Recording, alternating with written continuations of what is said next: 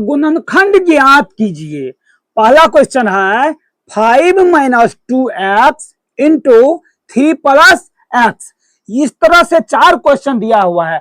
आज की क्लास में हम ये चारों क्वेश्चन को बहुत ही इजी वे में समझाने का मेरे दोस्त प्रयास करेंगे। आप सभी लोग जो है लास्ट तक जो है वीडियो को देखिएगा, बहुत ही जो है मजा आएगा और बहुत कुछ जो है इस वीडियो में सीखने को मिलेगा। देखिए पहला है, यहाँ पर देखिए क्या करना है, 5 से इसमें क्या करना है, मल्टीप्लाई करना है। तो यहाँ पर जो है 5 को इंटू में रख लीजिए, क्या हो जाएगा 3 प्लस एक्स इंटू उसके बाद क्या है minus 2x into 3 plus x. अगर यदि इस तरह से क्वेश्चन रहे ना तो पहला पद से इसको गुना कर लेना है, फिर दूसरा पद से इसको गुना कर लेना है।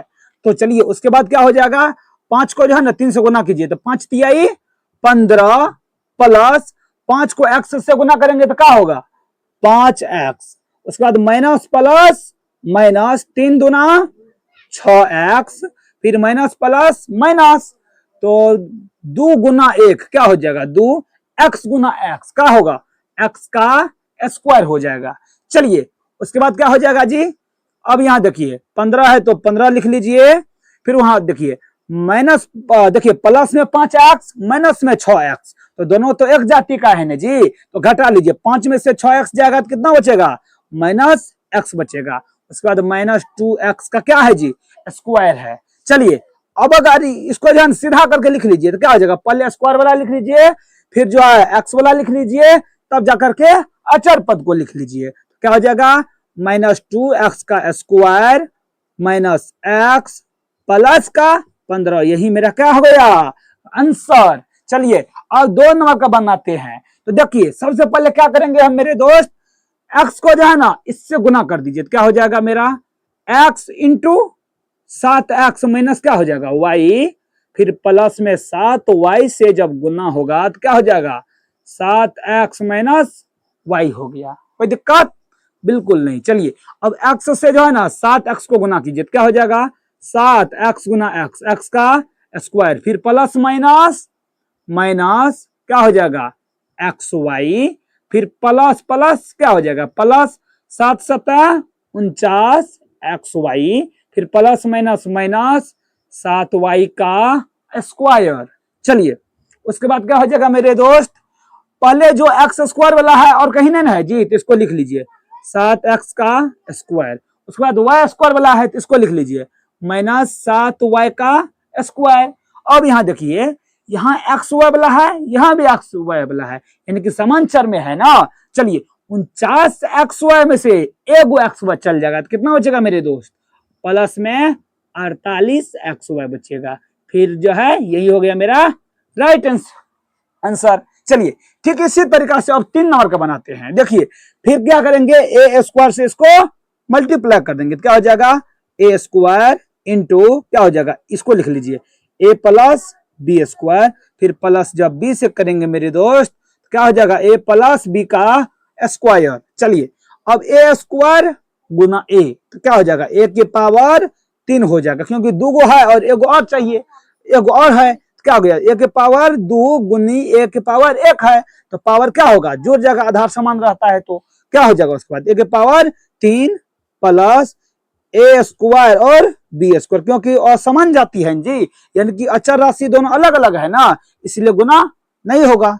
चलिए उसके बाद क्या हो जाएगा प्लस में ए बी, फिर प्लस में बी और बी के पावर 1 गुना बी का स्क्वायर, तो कितना हो जाएगा बी के पावर 3 हो जाएगा जी। क्यों हो जाएगा बी के पावर 3, इसके पावर कुछ नहीं है तो क्या है जी 1 है, और आधार समान रहता है मेरे दोस्त, जब गुना में रहता है तो पावर क्या होता है जुड़ जाता है। ये हम लोग जो है ना घात और घातांक के चैप्टर में अच्छा तरीका से ये नियम सब जो है ना पढ़े हैं। अगर यदि आप लोग जब नहीं जानते हैं तो आप जो है पिछले वीडियो मेरा पढ़ा हुआ है वहां जाकर के एक एक वीडियो को देखिए, आपको जो है सारा जो है कॉन्सेप्ट क्लियर हो जाएगा। चलिए उसके बाद क्या हो जाएगा मेरे दोस्त, चलिए कीजिए तो ए क्यूब प्लस इसको लिख लीजिए बी क्यूब प्लस क्या हो जाएगा a square b square plus a b हो जाएगा, यही मेरा क्या हो गया आंसर। चलिए और 4 नंबर का बनाइए, क्या हो जाएगा फिर इसी तरह से पी स्क्वायर को जब कॉमन ले लेंगे तो क्या बचेगा 2p प्लस